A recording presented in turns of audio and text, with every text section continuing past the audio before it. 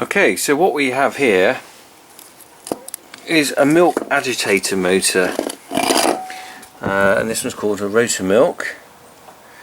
And basically this is used to, it's a gearbox really, and it drives the paddle on the bulk tank and stirs the milk around. Now I've got two of them here, and the story is really, this one is what was on the bulk tank until yesterday, and there you go, that one goes round, and unfortunately it failed. Blew the fuses and stopped working, and there you go, you can see inside it now. It's just basically a little motor. I pulled this out of there, that goes on the gearbox there. So this electrical motor here in my left hand drives the cogs. You see the cog at the bottom, drives that round, spins around there, turns the paddle, and this failed on me yesterday. So I thought, I'm clever here, I've got a spare one. And here's the spare one, which I took off of the old bulk tank when we changed our bulk tank about 8 years ago. Been sat in the shed since, and lo and behold, this one's broken as well. This one's knackered as well. It's actually seized up, and I can't get it to turn around. So, two knackered gearboxes. I ended up having to get someone out to fit a new one, and we'll just have a go and have a quick look at the new one we've got now. Go up into the milking parlour.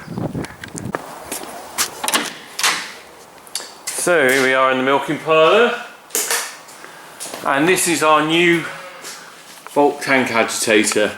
It's a different make than the old one. It's a fab deck, and it's not a fab deck bulk tank. This is a dairy cool bulk tank, so we had to actually adapt it. The guys who came out with this yesterday, and the idea would have been to just fit it into the place of the old one, because the old one just sat on these 4 bars here.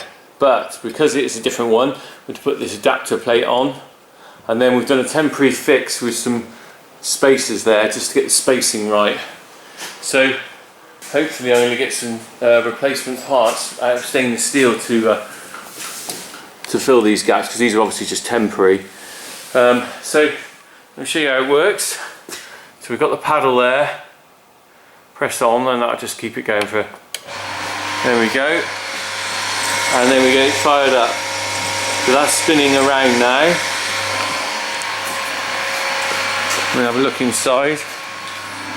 There we go, there's the paddle working away. Now you might be wondering why I need to churn it up. Well, there's a couple of reasons. Firstly, stop the cream settling on the top. It stirs it up, you can see it stirring it there. But also to distribute the temperature of the milk, because this bulk tank works on cooling on the edges. The heat is extracted from the side, so you need to, so the milk on the side will cool down. Now if you didn't stir it, that would stay cool, and the bit in the middle will stay hot, so you're just rotating the milk round it. There we go.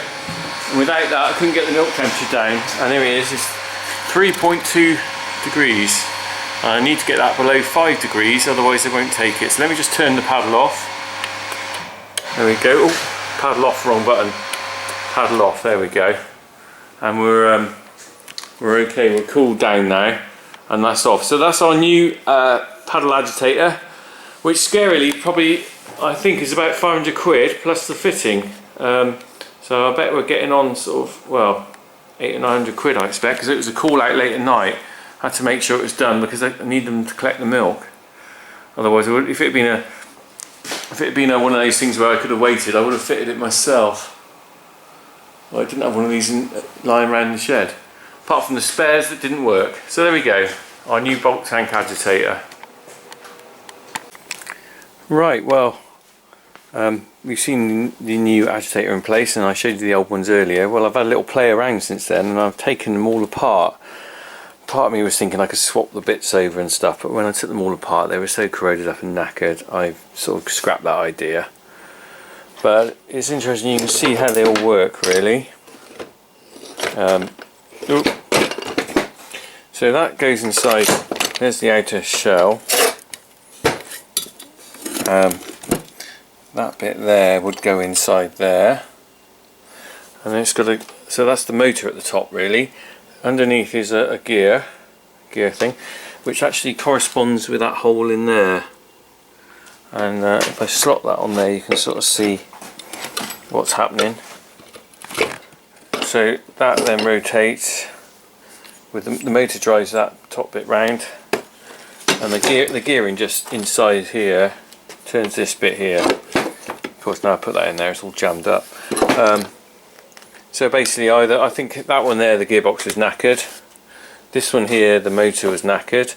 I tried sorting it all out, and when it all came apart, it was just all pretty rubbish.